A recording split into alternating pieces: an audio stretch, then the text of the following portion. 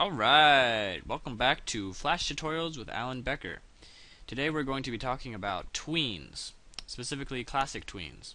So what a tween is a shorthand word for between, and it means you specify the beginning and the end of an animation and the computer will fill in the stuff in between. So when you're looking at your timeline, a tween will look like a blue filled in keyframe with an arrow going from left to right. And to make one of these, you have to, let me remove the tween right now, you have to click Create Classic Tween. So there are a few requirements for making a tween. First of all, the object that you are moving needs to be a symbol. It cannot be a shape or something. It has to have a name, and it has to be in the library. So the second requirement is that it is one symbol and not two. See, when I put in two, it becomes all dotted like this because it is getting all confused trying to move two things, and see, it's like freaking out. I'm just going to delete that. And the other requirement is that the symbol is the same from beginning to end. If I change it to this green square, I mean, it could work, but I don't know. It becomes a green square. It doesn't really gradually change. It just kind of moves to the same position. I mean, you can do it if you want. It doesn't seem to be that much of a problem. Anyway, you can use classic tweens for all kinds of things, and I will show you. You can make a ball bounce very realistically. And you can make a ball like zoom into the distance like that, like crazy. Or you could make it stretch like crazy and then dissolve like that.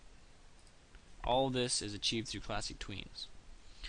So another example is using classic tweens to give an illusion of depth and three-dimensionality.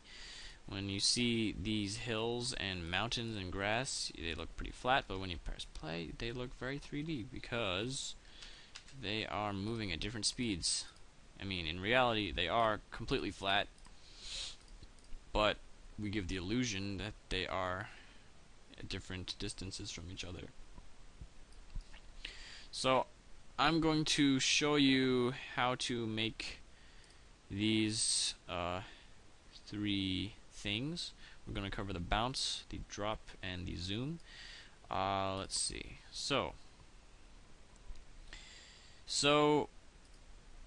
we want to make this ball bounce. So how about we start with a clean slate? I'm going to hit Shift F5 to delete. Press F5 again to create an empty keyframe. We're going to drop this ball from a distance, and let's make it drop for 15 frames. I'm going to hit F6 to create a new keyframe, and then I'm going to move it down by holding down Shift and then pressing down on the arrow key pad, so it goes directly down. And now all we have to do is right click and create classic tween. So now it goes down, but it doesn't look very realistic, does it? It looks kind of like it's floating. So there's a feature of classic tweens called easing. If you see over here, there's this thing called easing, and ease basically slows down the beginning or the end to kind of make it seem like it starts out slow and then gets fast, or starts out fast and then gets slow. You can also make it start slow, go fast, and then end slow. But right now we're going to make it start slow and then get fast. So to do that, we need to set it to a negative ease value. I'm going to make it negative 100%, and that will make it start slow and then get fast. See? Looks pretty good. Now we want it to bounce. So I'm going to hit F6 on another frame. Shift up a bunch of frames, move it up, and we want it to bounce back down at the same location, so I can actually just click and drag one of these frames right here, and it'll be right? Just what we need. So now I'm going to select any frames within these keyframes and then create classic tween, and it will just create classic tweens right there. So that also looks very unrealistic. So to mimic gravity like starts acting on it and then it starts to slow down, we want to make it slow down at the top. So we make an opposite ease, which is a positive 100, and that'll make it slow down at the top. And then we want to make a negative ease to make it start slow and then get fast. So let's look at that. Whoa, that was like too slow. Okay, we're gonna, or too fast. So we're going to add more frames in here to make it look more realistic. Yeah, it looks better. I could even make it go higher.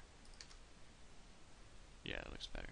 Okay, so now we want to make it bounce again. So I'm just gonna hit F6, and I'm gonna hit F6 again. So we have this frame, and then we just need to change this one. So it goes like this, this, this. And now I'm going to hit create classic tween, and it'll just create those. And it goes like that. So we want to do the same thing we did before, which is ease positive first, and negative second. You're always dragging towards the direction on your tween that you want to make slower. Yeah, that looks good. Let's just give it another one of those. F6 twice. Right click, create classic tween, and just for the heck of it, ease it. Wait. Oh, I didn't move it up. Sorry. There we go. Let's try that again. Alright, that is a bounce. So in this example we showed how to create eases in a tween. Let me show you a custom ease. So I want to make this ball start slow, go fast, and then get slow again. So I create a classic tween, and then in the ease I look at this pencil and it says edit easing. So this is kind of looks tricky and complicated, but once you get used to it, it's pretty simple. See, the acceleration, or the speed it's going at, is extremely constant. If we want it to start slow, we move this down here so it'll start slow, and then we want it to slow down at the top, so we move this one up like that. So I'm going to drag these out a lot just to make it more extreme, and then this should, yeah, see, it looks very natural. Now if I do it the opposite, like this, it'll look kind of weird, but I mean, it won't even let me do it all the way. So I'll just like that, and like that, as much as I can. Ooh, that looks weird. But you can do a lot of things with custom easing. Yep. So now we're going to do the zoom. So let's hide this layer, create a new layer, and okay, we want the ball to look like it's coming from the extreme foreground to the extreme background. So what we're actually doing is making it huge and making it small. It's not actually moving in space. So I'm going to hit Q on my keyboard to bring up free transform. I'm going to make it huge, like that. And then I'm going to go to the end of my timeline and hit F6, and then I'm going to make it extremely small. In fact, I have to zoom in to make it small enough. And then I'm going to hit V so that I can move it around. It's really small. It's like too small. So I'm going to move it around with the arrow keys and the shift. And now I'm going to create a classic tween. So first thing that we notice is that it looks like it's starting out really slow and getting fast, but it's actually moving at a consistent, even speed. But it looks like that because we're used to things moving really fast in the foreground and then really slow in the background. So what we have to do is change the easing. We want it to be extremely fast in the beginning and then get extremely slow. So to do that, we're going to move it up all the way as far as we can, like that, and then move it up all the way like that as far as we can. It's very important that it looks like this. Okay, let's see how that looks. There. That looks much better. Okay, so I mean, you could also do the reverse. Let's just do that. Why not? Make one that starts out really small, and then becomes gigantic. Oh my god. I'll just make a new one. Classic tween. So, yeah, they're trading places. So, in this case, we want to change the easing the opposite direction. So it starts out extremely slow and then gets fast, like that. So, yeah, that looks pretty realistic. Alright, so now we're going to change shape and opacity by making it look like a water drop going down. Okay, so when you are using free transform, which you click Q to get, there's this thing in the middle, which is the anchor point. So like right now the anchor point's in the middle, so everything centers around the middle. If I move it to this side, then everything centers on that side. And whatever you do, even if I like move it off to the side like that, it'll base itself on that point right there. So right now we want it to be on the top so that it looks like it's kind of dangling from that spot right there. So I'm going to hit F6 here, and then I'm going to make it kind of droop like that. Okay, and then I'm going to give it a classic tween, and then make it ease out so it slows down as it goes like that. And then I want it to start moving down and then get really narrow. And this is going to be kind of fast, so I'll put it here or here maybe. And now I'm going to make it like that. Like that. And I'm going to give it a classic tween. And we want it to drop realistically, so we're going to make it start slow and get fast with a negative ease.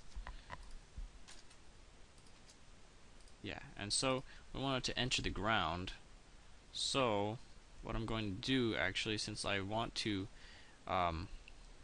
change the anchor point from the top to the bottom so that it will shrink down centered on the bottom, an important thing to remember is that you cannot change the anchor point in between keyframes if you don't want it to look really weird. So if I were to change the anchor point and then make it shrink like that, which is what I want to do, and then give it a classic tween, what's going to happen? Oh, well, it looks pretty good. But you can see that the bottom it's starting to move a little bit off from where I want it to be. I want it to be higher up, but it's going a little bit too far down. So that was a bad example, but what I want to do to fix that is give it another frame, and in that frame we change the anchor point.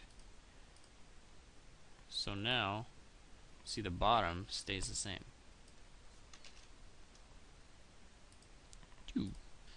And so let's see. Now I want it to expand like a ripple effect. So let's see. I want to change the anchor point again. So whenever you're changing the anchor point, you just give it a new frame. And so I'm going to change it and put it here. And we want it to, oh, this one has to have the same anchor point too. We want to make it look like a ripple, like that. Okay, so create a classic tween, and it's going to look like that. So it looks very evenly spaced and gross, so I'm going to give it a positive ease so it looks like really nice, like that. See? Okay, so how do we change the opacity? How do we change how see-through it is? There is a property on the side panel under properties. If you click on the item, you have to click on the item. If you're clicking on something else, then you won't see it. If you click on the item, there is a thing called color effect. And it says style, and you have a choice of none, brightness, tint, advanced, alpha. We want alpha. Alpha is another word for how see-through it is. So if we change the alpha of the last one to be completely transparent and the beginning one to be completely opaque, it is going to gradually become transparent. See? That is really good for making things like, I don't know, punch effects, like, I don't know, stuff that gets dispersed and then becomes see-through, whatever. Yeah, so let's look at that. Boing. Looks alright. Kind of looked like it's a seed that kind of entered the ground and then exploded. Yeah, whatever. Okay, so that's kind of the basics of classic tweening, all I can think about right now. There's many advanced ways to use classic tweens, and I will show you an example of that right here. I actually use classic tweens to animate all my characters in animator versus animation. So you can see the aim dude, and each body part is actually on its own layer, and each pose, I move each one of the layers into a new position and then give each layer a separate classic tween. So if I play this animation, it looks pretty fluid. That's because I have in-betweens in between every 3 frames or so. And of course I have some eases also to make it look more realistic. Yeah. Now I also use it for Firefox. Now Firefox is really tricky because his body parts actually change over time compared to the aim guy, who is pretty consistent the whole time. But the Firefox guy, his body like changes its symbol. See, like this, the name of this symbol is called icon Firefox body straight, and then it changes to Firefox body not straight. So I had to give it a separate frame as it switches to the new symbol. And the tail is actually, if I open it up, it's actually its own set of layers. Each one of these little parts is a separate symbol on a separate layer, and it is inside an animation. So I can get out of this by hitting this. And so yeah, that's basically what I wanted to say about classic tweens. I recommend practicing making these things that I made and making them look really realistic. And stay tuned for more tutorials, and I will see you next time.